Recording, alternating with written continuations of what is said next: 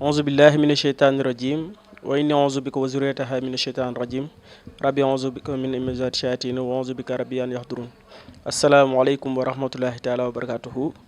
mbokki internet yi mbokki téléspectateurs yi suivre Madina TV ci YouTube bi ñu ngi leen di jaajëfal di leen sant di leen gërëm ci sunu émission bi ñuy am saa su ne di ko bokk ak yéen muy xel ak koom seen xarit seen am di jàmm Ousseynou Goudiaby ñu gën ko xam ci Baye Fall civilisé di leen ko présenté saa su ne ñu ci jaajëfal ñi nga xamante ni ñoom ñu ngi koy ànde ak ñun sunu mbokk yi sunu waajur yi sunu am di jàmm yeeg ñëpp ñu ngi leen ci sant bu baax te di jaajëfal mboolem waa Thiès ak mboolem waa Sénégal ak mboolem ñi nekk Europe ak fu mu mën a doon donc tey ñu amati benn gan muy sunu kilifa sunu professeur sunu xarit sunu kilifa sunu lépp tey ñu dalaloon ko ci émission xel ak koom ngir amoon ay ponk yu am solo yi ñu war a waxtaane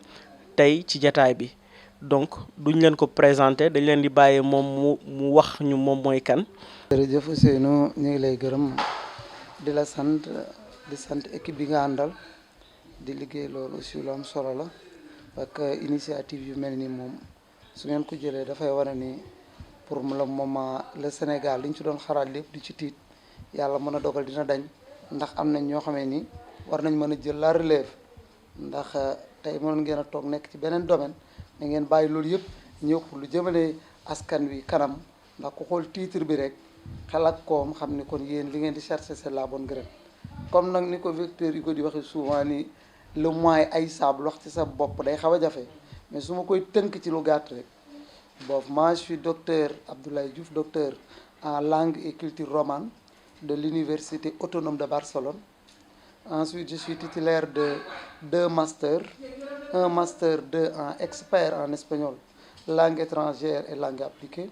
un autre master en recherche et changement éducatif de l'université aussi de Barcelone, et pas autonome, mais là l'université de Barcelone. En même temps, je suis le secrétaire général de la CPJE Nailer, Convergence patriotique pour la justice et l'équité, que j'ai fondée depuis 2009 et que ma dem ci partenariat avec effectivement des hommes d'affaires ou bien un partenaire même qui en est devenu député. Enfin, pour gàttal aussi, yàlla dogal na jusqu'à présent aussi, j'interviens comme chargé de cours au département d'espagnol langue romane, comme professeur d'histoire littéraire et exercice littéraire. En même temps, j'interviens à l'Institut Polytechnique de Dakar, IPD Thomas Sankara, comme professeur d'espagnol appliqué en commerce international, en transport et logistique. Je suis aussi l'auteur de 2 ouvrages, benn bi El aprendizaje del español en un contexto de no inmersión como Sénégal, Paris à Amazon, beneen bi ci des tam muy roman bi nga xam ne moom moo génn en septembre ñu tuddee ko le chemin de la solitude boobu tam génn naa ko. En même temps, je suis aussi auteur de pas mal d'articles publiés dans certaines revues. Donc jaajëfati di jaajëfal sunu professeur monsieur Diouf donc dañuy mën a dikk ci laaj bi njëkk bi nga xamante ni tey moom la ñuy ubbee ak moom mu jëm ci wàllu éducation. Donc tey en cette période de pandémie nga xamante ni mbas bi dafa am mbas bi di coronavirus ñu gën ko xam ci Covid-19 nga xamante ni law na ba dugg sunu biir réew bi mu fi accès tamit ñu gis ni gouvernement bi am na ay dogal yu mu ci jël moom en tant que professeur ban gis-gis la ci am mu defal ñu ci jàngat. Par rapport à la situation actuelle moom man je pense que les bonnes mesures ont été prises jël nañ leen ndaxte comme tuddatul épidémie pandémie la tudd boo ko jëlee sens latin du terme bi épi mooy une partie du peuple, le pan ça veut dire l'ensemble la dem le peuple kon ñëpp la jëlandoo toutes les nations du monde ñun nag mënuñu nekk aussi ci benn planète buy tourner ba noppi am yenn prise de position yi parce que le problème de fond mooy que ni degré de propagation bi nga xam ne la jàngoro bi am tax na ni ginnaaw li pays européens yàlla may na ma am naa opportunité wax dëgg yàlla dafa thèse dafa 2 masters xam naa nu effectif yi toll xam naa ci yenn condition la ñuy jàng et actuellement en Europe et particulièrement l'Espagne que je connais muy Madrid muy Barcelone cours yi ñu def yëpp léegi ñu ngi koy def ci plateforme virtuelle malheureusement nag le Sénégal foofu dafa accuser un faux départ à la Ben Johnson parce que waruñu woon a xaar ba mu heure bi ñu bëgg a créer benn plateforme même au niveau supérieur université le problème se pose xam naa dara déjà même le SAES mi ngi tàmbalee artu naa nañ def attention par rapport à ça parce que du Sénégal li espagnol dox apagones coupure de courant yomb na fi lool mais buñ ci yokku loolu sax soo demee tey tuuti ba sama village natal de Kër Mandoumbe Khary mbaa nga dem fi ma defee sama premier poste à Podor dans le Njërba dans Medina Njaaj bi am na ñoo xamee ni bii ne dañu am sax problème pour pouvoir ñu am sonde loxuma laa ñoom courant kon kooku pour mu connecté wu di mën a suivre ay cours online mënu nekk mais tout de même am na loo xamee ni bii ne mën nañ ko def les mesures fortes ont été prises mooy bi ñu demee ba la date du 16 ou 18 ñu ne nañ arrêté yooyu yëpp mu taxaw maintenant il faut que ñu jéem a essayer de voir parce que li ñoo situation exceptionnelle méthode et stratégie exceptionnelle pourquoi en quoi faisant c'est-à-dire que au minimum au niveau secondaire gauche yëpp def nañ le premier semestre yenn classe yi sax def nañu yenn lycée yi yenn collège yi def nañu seen conseil premier semestre comme en France ñoom seen bopp dem nañ bay xool comment à travers le contrôle continu de connaissance la ñu mën a fexe même ba transformer ko bac bi transformer ko seen brevet et que yenn élèves yi ci des aussi ñu fexe ba jàllale ñu dem ce faisant c'est vrai que l'année scolaire universitaire yëpp 31 juillet la war a tëj mais du ren parce que en 97 je me rappelle j'étais jeune enseignant à Podor mais ñun def nañ fi bac le 26 août jàngale nañ bi ci biir mois d'août bi parce que moment boobu grève 3 mois lañ defoon tendance bu metti donc situation yu mel noonu su fekkee ni yàlla dogal na parce que cas yi nekk tam dafa xaw a compliqué parce que c'est vrai que la population bi ñuy testé yokku na moo tax aussi le nombre d'infectés di yokk ñuy dem ay 35 ay 30 mais donc déjà rek mu situe vers 482 si on y prend garde j'avoue que d'ici ñum koor soo moytuwul ñu laal la barre fatidique de 500 kon loolu du caaxaan te aussi on ne peut pas prendre des mesures à la légère parce que jàngi pour jàngi que le 4 ni conditions yi mel que ñu jiima essayer def des bravades ba exposer le peuple dans une situation extraordinaire et calamiteuse donc li koy régler mooy tact mooy sérénité mooy vision mooy dal mooy une concertation le plus large possible entre toutes les couches sociales de la population et tous les acteurs impliqués ci affaire bi muy enseignement professionnel muy éducation nationale muy enseignement supérieur au moins au niveau de l'enseignement supérieur foofu am na luy jóg luy yëngatu parce que ñun ñu ngi ci domaine boobu aussi di ci yëngatu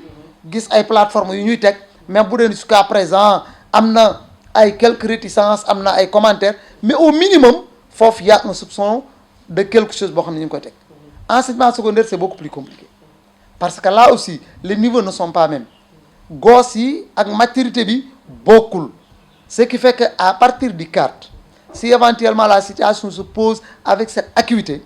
il serait très intéressant du côté du gouvernement ñu ji ma xool à travers le contrôle continu xool un autre moyen beaucoup plus adéquat parce que même télévision bi ñuy wax xam nga la présence de l'enseignant en classe télévision mënu ko fay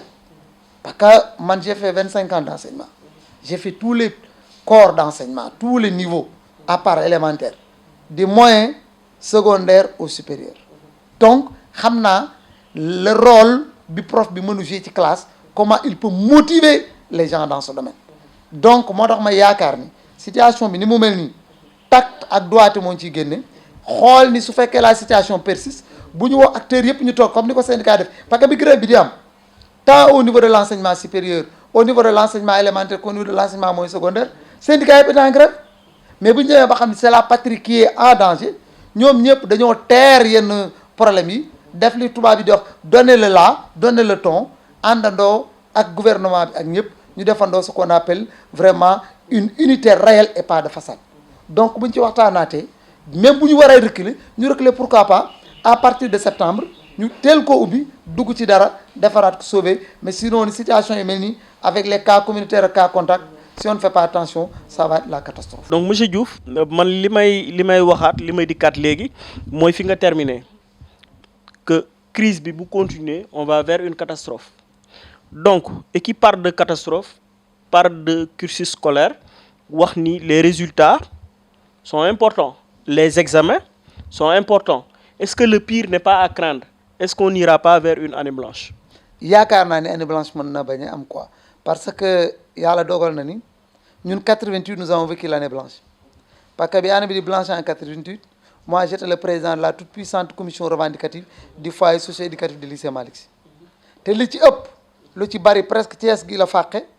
meeting boo xamee ni bi ne Diouf bëggoon na fi def Wade bëgg fay def ñu xañ Wade meeting am jël Diouf jox ko les possibilités mu indi coow lu mag ba Abdou Diouf déclaré fi cette jeunesse malsaine bi mu doon wax fii à Thiès place de France bi affaire bi dem université ñu déloger lu indi ay problème et malgré ça ak situation métti boobu année boobu jànguñu l'état dafa dëgg bal bi waxul dara mais malgré ça créé na benn bac à double vitesse am ñu nekkoon ci école privée ak ñeneen année boobu def nañ bac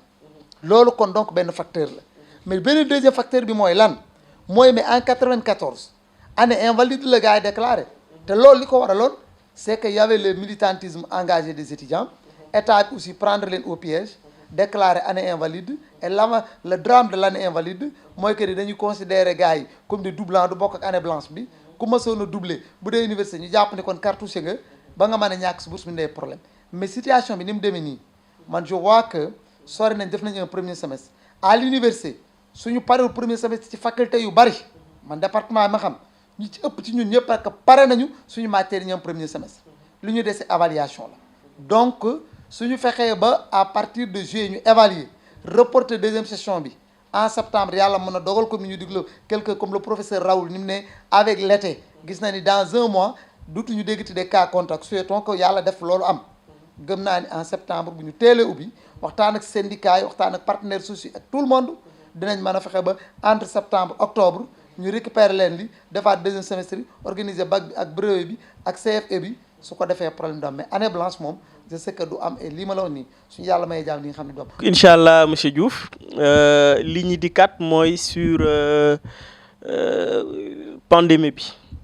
comme ni ma ko waxee sànq ci samay tàmbali dafa nekk mbas boo xamante ni mi ngi tàmbalee en Chine mais bi muy am Chine Sénégal ñu bëri dañu ni woon dañu waroon a jëli suñu doomu réew yi fa nekk ku mel ni président jël mesure bu toll ni nañ leen fa bàyyi waaye dem na ba dëgg mu am ci dëgg te terewul mbas bi agsi fi mais bi mu fi agsee gis nañ ko ak ñi muy àndal ñu jël ay dogal ci dogal yi mel na ci lu mel ni lu ñu mën a tudd ni tëj nañu école yi dogal bu mel ni couvre-feu bi ak yu mel noonu donc est-ce que mesures yi nga xamante ni gouvernement bi jël na ko ci pandémie bi di Covid-19 est-ce que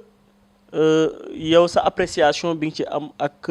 par rapport ak mesures yi état bi jël ak yooyu. par rapport ak mesures yi état bi jël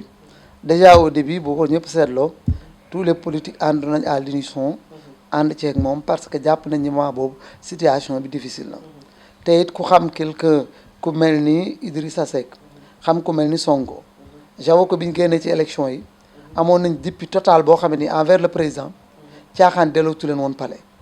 lu mel nii rek mbas mi nga xam nii rek moo leen mënoon a tax ñu bàyyi lu ñu jàppoon ñëw palais kon donc les bonnes mesures ont été prises la bonne stratégie jëloon nañ ko kon normalement waroon naa joxe benn symphonie mais man démb rek wax naa ak Facebook dama ni on a pris toutes les mesures nécessaires tëj nañ école yi tëj nañ université yi tëj nañ marché yi tëj nañu même lieu de ñu doon jullee gi ñu doon defee messe ak yooyu yëpp mais moi je dis que après 52 jours ñu tëj ko cas bi chaque jour davantage ñun ñu ngi jógee ci benn cas presque le 2 mars mooy tubaab bi fi duggoon tey ñu ngi wax 482 cas mais man ni nag léegi man loolu mooy lu ma doon tontu démb ci Facebook j'ai dit que sama conviction en tant que jullit en tant que ku gëm suñu borom dama ne waa est-ce que jaaduwul jékkul ñu xam ni yàlla moom mooy tege yàlla moom mooy dindi parce que nag avant et après tout nañ xam ne nag yàlla moo fi nekk parce que personne ne peut échapper à son destin c'est vrai que nañu jël mesure barrière yi ñuy wax nañu nekk su jël suñuy garde jël ay précautions mais jàppal ne yàlla du bind man mooy sama conviction ci fanweeri fan rey ci fukk ak juróom waaw mais donc mosquée yi ñu tëj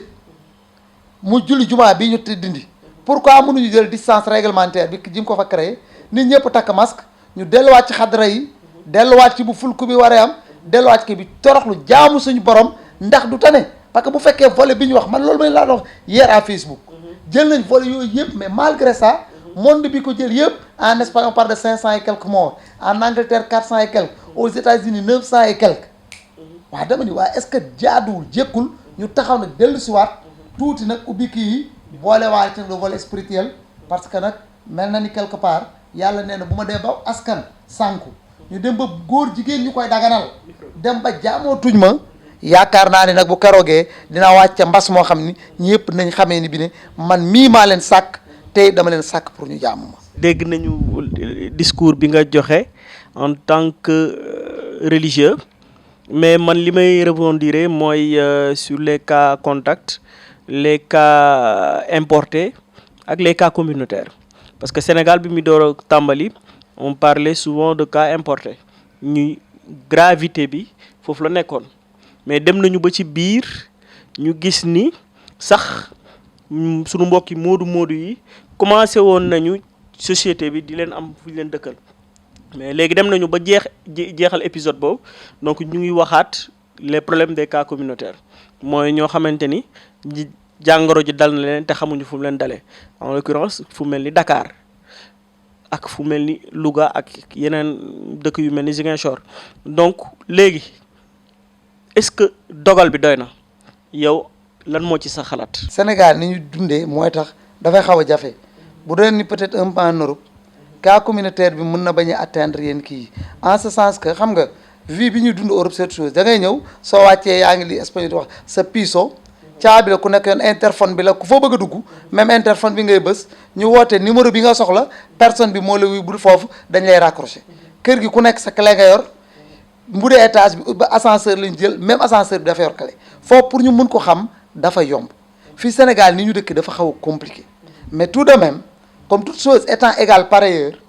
cas importé moom mënut am ndax tëj nañ frontières yi pour le moment loolu moom ni ko le professeur bu soo waxee woon ne bu ñu egsee ba le 4 avril dinañu xam ndax affaire bi tëj bi normal ou pas parce que kat mënuñ ko wax beneen bi ci des mooy contact yi waaw contact bi aussi li koy waral tey même bu dee ni ñuy wax le cas communautaire la tey mu dëkk ak ñeneen dem moom kii nañ ko ñooñu mën nañ diw mi ñu jëloon tey moo ko indi mais loolu yëpp mooy que ni masque yi wax nañ ko obligatoire comme masque yi mën nañu indi beneen solution je dis man gëm naa ni mën nañ jël toujours ay mesures parce que ñu bari loolu lañ jàpp mais boo jëlee maa ngi suivre keroog benn reportage à TV5 Suède xam nga ñoom lan lañ wax loolu sax gaa moom njombe la parce que dañu gis ni ñu jël ay mesures yëpp confiné wu def lépp gis nañ ni ñoom nombre mort yi yor ñoom yoruñu la tiers ñu ni ñoom il laisse les gens ñu déambuler ñi nga war a génn ñu warul génn rester yenn yi nga xam ni c'est des emplois yoo xam ni dañu itératif kenn mënu ko tere def ñoo ñu def ko ñi nga xam ne mën nañ leen a mettre en truc ñu toogloo leen et avec l'immunité collective ñoom bi ñuy wax c'est sûr que problème bi du grand jusqu'à présent ñi ngi cité mais Suède dama lay nga dugg ñett nga xool quand Suède booy xool ci taux yi déggoo fenn cité ko kii alors amul confinement amul problème yi ñuy wax yëpp ñoom idée boobu lañ dawal mais comme Sénégal situation bi dafa xaw a compliqué suñ jëmee ci confinement je vous assure que gis nga askan bi nii dinañ dem ba li ñuy wax boo tëjee muus bu sonnee dina daal sa kaw ils vont se dire que nous préférons mourir ci corona que fin rey ñu dañuy doo génn parce que ñi fi mën a xëy seen kër toog ak su néew yor seen dépense mensuellement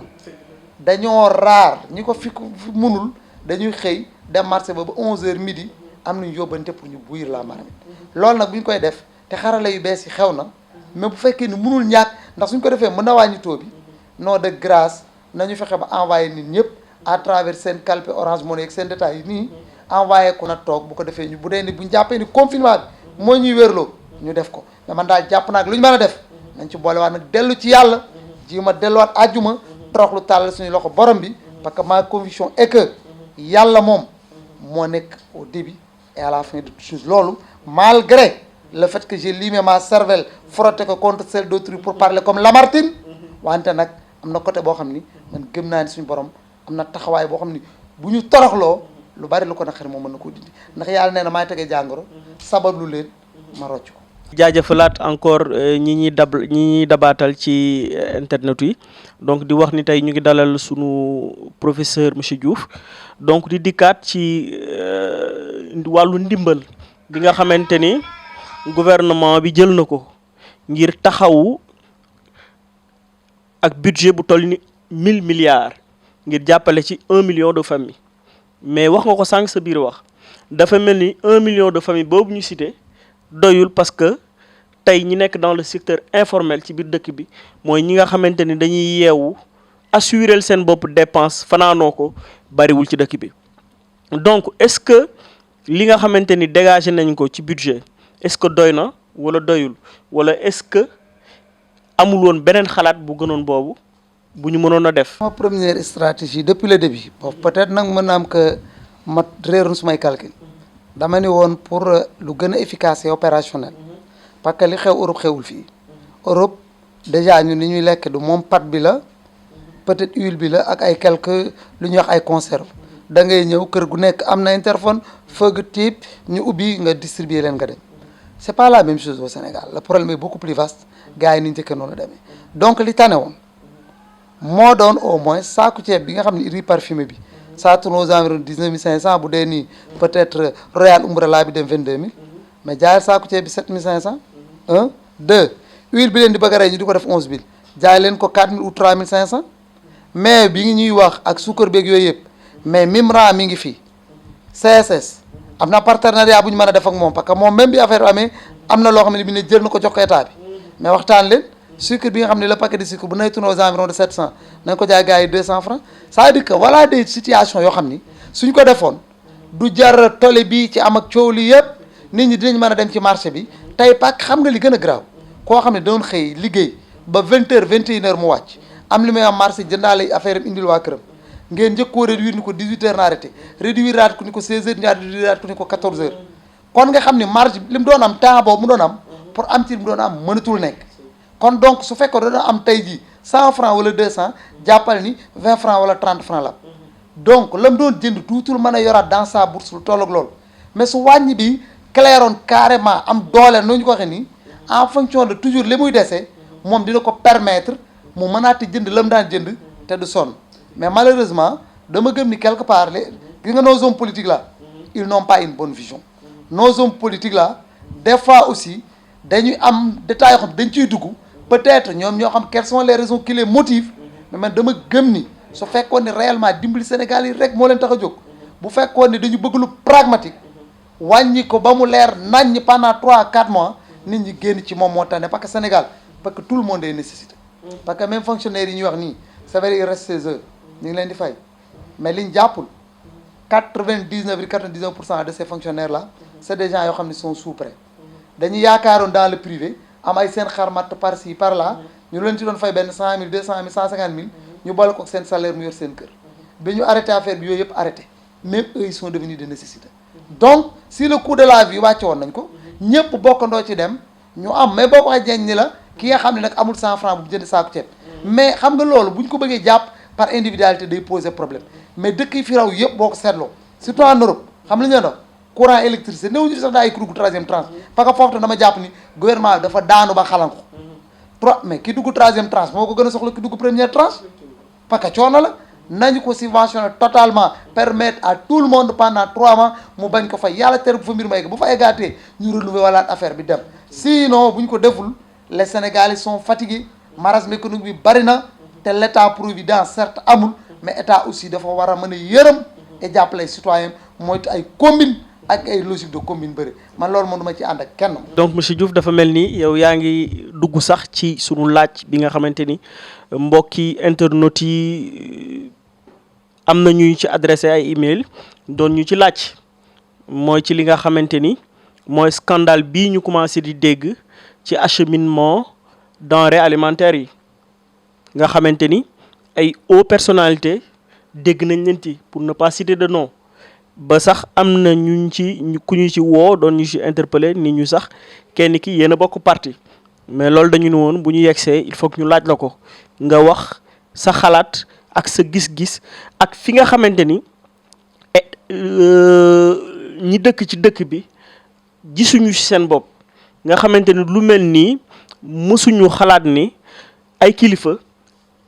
mbas bu toll nii dina fi am ay nit di ci jéem a am dara kon loolu doy na waar. laaj boobu moom naa ci sawar ndaxte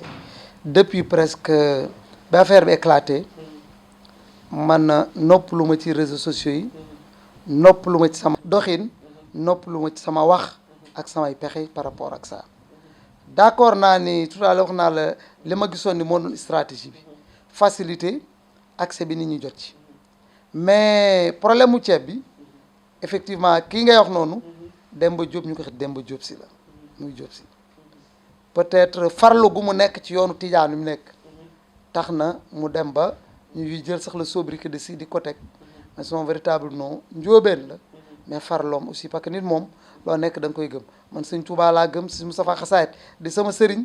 te it ci loolu laay dox moo tax nit loo ne rek farlu ci yàlla dogal na tam man ñëpp xam nañ ni Diop si sama kóllëre la te it damay ñaan yàlla loolu dëkk yàgg continuer ndaxte man Diop si xaw ma Diop si parce que dama ko xam mu nekk député parce que dama ko xam mu tàmbali ci yëngatu ci lii man Diop si je l'ai connu étudiant quand en 94 andi ma la réforme am ma nekk étudiant nekk au niveau de la sous-commission resto de l'ENS école normale supérieure nekk élève professeur Diop si ñëw gagné restaurant argentin nekk le repreneur 1500 places mu nekk fa ce qui faisait que obligatoirement man ak Diop si dañ doon am linkage parce que li ma doon taxawee dafa ànd ak moom ñu mën di échange loolu indi suñu xamee wax dëgg yàlla ñëpp xam nañu aussi jàmbaari fàkk tëdd la loo bañ lëkk neel nag mën naa daw te gudd nay nopp ba mu fa ñëwee ñëpp gis na ni self comment dirais-je restaurant argentin bi gars yi ñëpp étudiants yi fa lañ doon nungoo aña fa lañ doon reere parce que ay même moo gënoon a baax ay dessert am ñoo gënoon a baax te yor na ko avec des millimètres loolu bañ ci jógee yàlla dogal na ñu toog gisante tuñ ku nekk jël sa chemin bopp ndax année boobu man laa fa génn nekk professeur dem feneen moom it aussi mu jóge cité dem leen ba 2009 ma créé un parti bu ñu tuddee CPJ Nayler mais balaa ma koy créé mi ngi tuddoon le CIRAMB le comité d'initiative pour un raz-de-marée bleu te li taxoon ma créé ko dama gisoon Wade mu doy ma ci politique am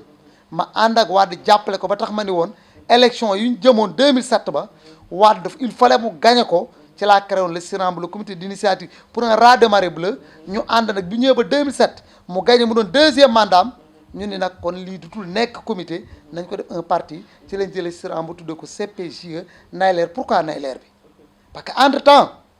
dañu gis ni Wade dafa tàmbali di néewal doole Idrissa Seck di dammati tànkam ñu gis ni kumba am ndey ak kumba amul ndey am na ñu ni kon nag ñu nañ taxawal justice boo xam ne ni képp koo mën a doon soo jàllee yoon ñu dal sa kaw du ñu xool foo bokk ak loolu Diop si nag yàlla boole ñu 2009 boobu mu yëg ni am nañ parti 2012 bi Youssou Ndour bëggee nekk président ñu xañ ko candidat élection présidentielle yi ñu génn ni ko parce que mataloo comment dirais-je parrainage yi ñu doon wax mooy bi ñuy invalider candidature Youssou Ndour Diop si aussi avait peur de ce syndrome man boobu sax fekk ma fi Barcelone laa nekk doon terminer des études on m'a appelé wax ma ni sa gaan bi de bu fa bëgg benn affaire je suis revenu ñu waxtaan quand on a parlé ma dem abrité moom cette formule bu légal la ministère ngay dem jël papier d'ailleurs maa ngi ko def ministère de l'intérieur jour boobu leen kii kat dafa bëgg a dem élection législative nee na naa ko abrité waa ji xool récépissé bi ma abrité ko ni pendant cette période des élections législatives je donne mandat à Diop Sy de parler pour le nom et pour le compte de mon parti pendant cette période yàlla suturaal mu jàll nekk député bi mu nekkee député nag ñu waxtaan mu ne waa jàmbaar comme dem nañu ma nekk ci député te nii demee na ni kon kat nañu ànd bi dina neex ñu waxtaanaan ñu def ko président d'honneur dafa sax naa dégg ñu naan président CPG mais yooyu moom ñun ñoo ba xamante ne suñu biir donc on en a fait président d'honneur mu nekk ak ñun ñuy ànd ba 2017 ñuy ñëwaat tam mu nekkaat député au nom du parti man j'ai dit une chose ku xam Diop Sy amul ku ko gën a social man kenn moomu maa ak moom léeg-léeg day neex léeg-léeg mu naqaraañu classe bu tàng ñëpp ma taxaw sax conférence de presse kon man du ma wax kenn yàlla ñëw na te ñëwul mais ku xam Diop Sy gisoo ku ko gën a social man je lui ai dit un jour mais grand Diop Sy mënu ma comprendre mardi jeudi lii rang bureau plus de 50 personnes yu ko musul xam de 16h ba 20h ku ci ne dina am nu dafa yow nga dem donc c'est pas que benn yi mu yor Diop Sy da ci yambali foofu tam aussi na gars yi bàyyi tooñ man su ma demee bay dugg di ci wax damaa d'abord am ci information dem ba xam idée ni Diop Sy di liggéeyee gis leneen lu muy liggéey ci dans le domaine de l'immobilier bokkandoog moom nekk camarade de parti mu nekk ci parti bu ma sanc ñu di ci waxtaan te lu ma leerul avant ma doon wax di wax ay post Facebook dama ko woo ba xam li may wax camion yooyu muy waxit aussi benn ump ma ci parce que bi mu gagné fii nettoiement Thiès j'ai pris 60 personnes yu ciy liggéey alors que moment boobu camion yi fi ñëwoon bokkul ak camion yooyu ñuy wax plateau yi nga xam ne Diop Sy am na ci ay frères am na ci am na regroupement des transporteurs yu mu àndal parce que genre conglomérat am na ci mais malheureusement Sénégal toll nañ foo xam ni bu la gars yi tamee dëmm ñëpp dañ ciy profité yokk ci xar mi karaw mais Diop Sy n'a pas transporté honnêtement su dee dëgg lañ bëgg a dégg avec des camions yoo xam dafa am lu ñuy wax bassoura wala ordure pour terminer dañuy parce que député la c'est important man bi ma ko waxee moom ci boppam moo ma envoyé dinaa la ko envoyé léegi après nga ma ko dugal un article boo xamee le professeur agrégé Maïssa Diakhaté en droit moo bind du statut du député et du chef d'entreprise loolu defe naa ni génne naa ko d'ailleurs Facebook maa ngeeg moom ku ko gis di ci mën a xam te assemblée nationale génne na un texte leeral lool et man li ma jaaxal mais depuis 2012 la Diop Sy ne député waaw bi muy gagné kon ma fii ordures yi à Thiès ñu koy nettoyé waaw kon moom boobu doon député pourquoi personne n'en parle donc bii daal gëm naa ni quelque part li xew mooy que ni quand même am na jalousie ñu dugg ci mais même lii mënoon na ñàkk suñu waaye ñu woon denrée de première nécessité yi mbaa ñu turee beneen méthode envoyé nit ñi par Wari par Orange Money bu ma sax def pub kon lii lépp du ci am mais daal man li ma mën a wax te setal aussi der parce que aussi weddi du ragal mais dañoo war a dindi tuuma Diop Sy transporté wul camion mbalit gëm naa ni am na capacité dafa sollicité toog xaaru dara parce que ñun soo amee ko war a mer ñun CPG nay leer ñoo war a mer mais ñun qu'est-ce qu'on n'a pas fait pour que le président bi muy jàll ñu élire ko def nañ meeting un méga meeting à Tivaouane feesal stade bi ba mu tour benn seul parti Diop Sy moo convoyé lépp moo def lépp moo egg si foofu ñu jóge fa créer ce qu'on appelle les garants du premier tour mais biñu jàllee élection yi ba tey mais ku nekk fan la ñu CPG nay leer na absolument rien kon donc su amoon ñu war a kaas sax ñun la kon donc le président mënuñoo jàppale Mansour Faye mënuñoo jàppale kenn jàppalu CPG ci dara Diop Sy nag c'est vrai que homme de parti la moo tax affaire yi baree nii rek mais wax dëgg yàlla ci liggéeyam la te man gëm naa ni war na koo mën a def. may rebondir mooy bi ñuy tàmbali président avant mu jël yenn mesures yi gisoon nañu mu convoqué sànq wax nga ko tous les acteurs politiques mais depuis booba déggaatuñu kenn ku ci yey yàbbi. certes fu mel ni Thiès gis nañu yenn acteurs politiques yi lu mel ni le maire Talla Sylla ñu koy nuyu de passage di rafetlu jéego ak li nga xamante ni mi ngi koy def bi xeex bi tàmbalee ba léegi mais boobu ba tey gis nañ yenn acteurs politiques yi dañu toog seen biir ruq jàpp seen njàmbur est-ce que acteur politique ñi ñuy wax les acteurs sociaux est-ce que loolu taxawaay boobu la ñu war a am est-ce que seen taxawaay du woon ànd ak askan wi gunge leen ci naqar ak tiis yu mel nii ndax tey gis nañu ñu génne bataaxal wax ni port du masque ñu ngi koy digal pour ñëpp am ko mais déggaguñu yenn acteurs politiques yi génn nañ jàppale seeni militants wala yooyu kon yow sa gis-gis ci loolu lan la. les peuples n'ont que le gouvernement qu'ils méritent gis nga nit ñi ñoo war a am fulla ak fayda yow mënoo ba élection jotee ñaata t-shirt ngay gis ñaata casquette ñaata oto ngay gis fii jugal nit ci oto jël 2000 francs jox ko sandwich casquette yi fii lay wulee ñaay aujourd'hui masque lu mu cher bu dee ñu defar fi 200 150 nga defar leen ko dégg ko homme politique yëngu c'est-à-dire que nag léegi askan yi ñoo war a am fulla ak fayda fulla ak fayda xam lu muy nekk c'est-à-dire que ku nekk da nga war a xam ni sa bonheur bopp yaa ko war mën a jox sa bopp mënatuñu toog pour des élections lu sérieuse loo xam ni day jël sa vie doom pendant 7 ans des fois pendant 5 ans yow benn nit ñëw momentanément mu jox la tey 5000 francs maam jox la benn t-shirt jox la benn tissu dugal la ci oto jox la 2000 jox la sandwich nga ànd ak ñoom voté leen ci leen ne cas bu mel nii njoomi kam mu toll nii am ñoom ñu rax seen loxo nga taxaw moi je dis que les acteurs politiques loolu bi ñu war a joué wuñ ko kooku c'est tout à fait clair même le président de la République koy am wax dëgg yàlla li mu déclaré ci patrimoine am 8 milliards ay fonds politique am bare nga génne 50 millions man je pense que bi ñuy wax day kupp 2 milliards dóor ci taabal ji nañu waxante dëgg aussi parce que Sénégal sonn na dëkk bi métti na bala nga koo xam nga ni gis nit ñi ni ñuy dundee seen kër yi sutura moo fi am rek mais le marasme économique a atteint son sommet te koor gi la ñuy jëm nit ñi lu ñu ndogoo rek amaguñ ko kon donc lu mel noonu acteurs politiques yi doon yëngatu bu doon période de campagne tey nga dégg ñu yor camion yu mag yi romb ci mbedd mi di wër jël t-shirt yi di sànni léegi nag dama ni mbéjum kanam borom moo koy feñal boppam il est temps que ñu créer li waa Y'en a marre doon wax benn NTS citoyen yu leer un nouveau type de citoyen gis nga nouveau type de Sénégal citoyen boobu am fula di fal ñi nga xam ne bi ne ñoo leen di taxawal ëllëg nekk seen i voix taxawal leen ci assemblée taxawal leen ci yenn maire yi Talla Sylla nag moom maa ngi koy gërëm parce que du ma ko sax gërëm danaa def na waru garam mais su defoon léegi du loolu dina ma bett parce que koo xamee ni CI ba CM2 yéen a bokk classe CM2 ngeen bokk benn banc ñëw bokkandoo un foyer au lycée Malick Sy di ànd ci lu ne ba moment bi may ñëw léegi rek wax naa ak moom man su ma ko gisoon ci benn comportement it damay xamee ni il a trahi son idéal d'avant mais Talla munul mel neneen nu mu mel parce que loolu la naam ñun loolu lañ ànd suñu génération ci loolu lañ gëm leneen lu mu defoon ce serait paradoxal quoi. donc di jaajëfalaat mbokk yi ñuy seetaan di remercier waat le professeur Diouf xëy na laaj yi desoon na mais temps bi moo ñu xaw a njët donc dañuy jox le professeur Diouf mu joxe son mot de la fin. d'abord mooy Ousseynou di la gërëm di la sant yaak ñi nga àndal parce que aussi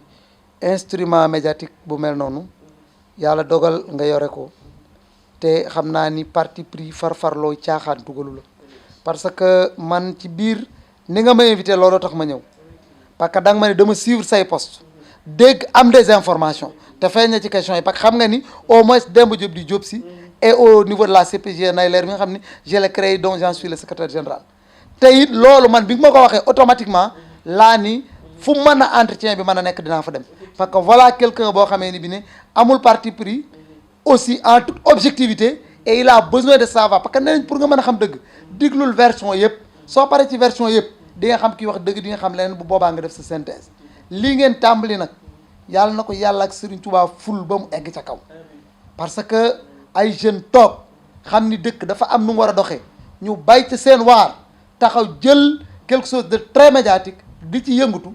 gëm naa ni bu ñëpp taxawee nii li ma doon wax ci niveau type de sénégalais bi de Thiessois en particulier dinañ ko am parce que taxaw ngeen taxawaay woowu yàlla na yàlla sottal li ngeen ci wut may leen ci lu raw seen jot man de personnellement j'étais très convaincu par la pertinence des questions par dëggu gi car fulla gi par équipe bi nga àndal. dañuy santaat mbokk internet yëpp yi ñu suivre ci sunu plateau xel ak koom tey ñu dalaloon fi le professeur Diouf mu nekkoon sunu deuxième émission donc di ci jaajëfal sunu monteur yi ak caméraman bi sëñ Am ak sëñ Omar di ci nuyuwaale te di ci sargal sëñ Ndongo Fall mi nga xamante ni moom moo jiite liggéey bi ak sunu rédacteur di sunu kilifa sëñ Matar di ci nuyuwaale ñëpp ñi dëkk Thiès ak ñi nekk ci àdduna bi yëpp di ci leen wax ni waa Madina TV tàllal lañ leen seen loxo ngir ngeen ñëw accompagner ñu ci émission bu am solo bii di xel ak koom di leen jaajëfal di leen joxat dégg daje ba fan yi di ñëw incha allah jërë ngeen jëf.